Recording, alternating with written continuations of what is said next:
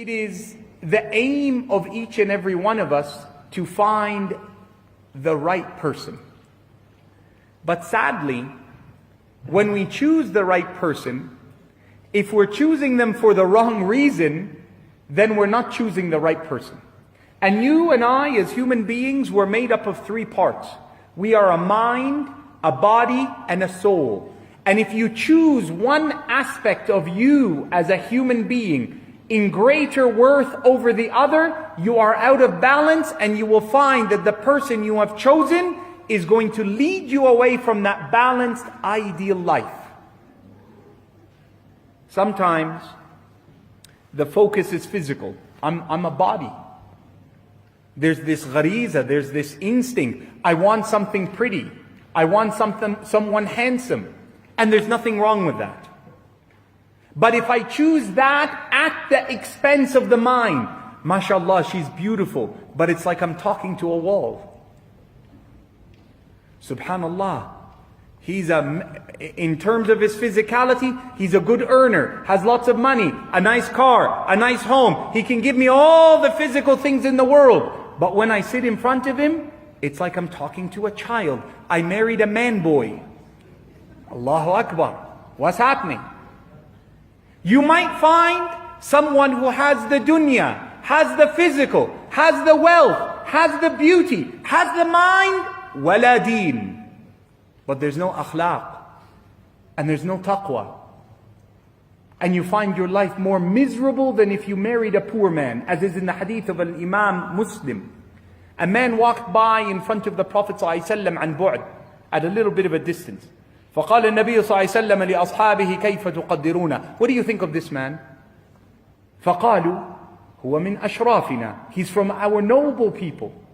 إن شفع قبلنا. If he was to speak to me on behalf of someone, I would listen. وإن استنصح سمعنا. And if he gives nasiha, I'd listen. And if he اختطب, he comes to ask for my daughter, my sister, I would be happy, honored this man marries from my family. فسكت النبي صلى الله عليه وسلم. The Prophet didn't say anything. After a while, another man walked by. What do you think of this one?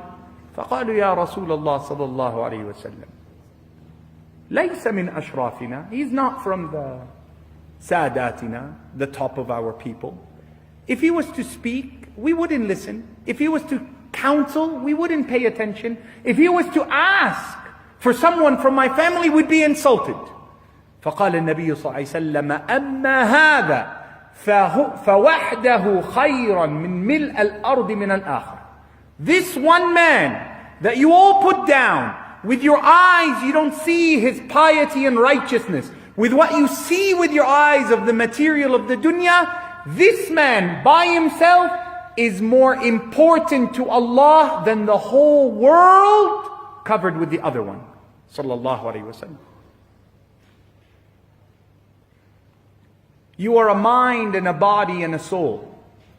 And therefore when you come to choose, you have to choose in that balance. That's the secret of the hadith where he speaks to the men. He says, when you come to marry a sister, what do you look for? All the brothers know this hadith. Jamaliha, jamaliha, brother. I know this hadith. I have, mashallah, ijaza in this hadith. Jamaliha, wa maliha, wa hasabiha, nasabiha, wa diniha, wadfar bidhat ad-din. And they forget the meaning of this hadith. When the Prophet ﷺ is saying jamaliha, he's saying don't marry someone who's mashallah so beautiful, and you know yourself when you look in the mirror you get scared. You're like Allahu Akbar, and you're going for what's wrong with you, akhi? Have some balance.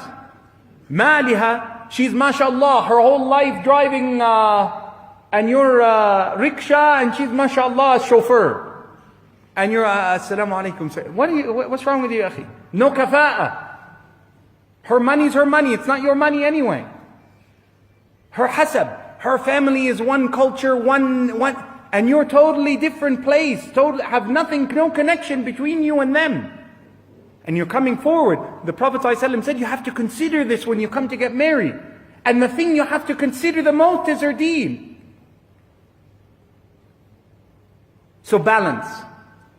When the person you stand and you want to end your loneliness, make sure that you don't just choose one over the other. Make sure that when your family are helping you arrange your marriage, they don't look at one over the other. They don't just say, his university is from America, his car is this kind, and there's no salah. He's unknown in the masjid.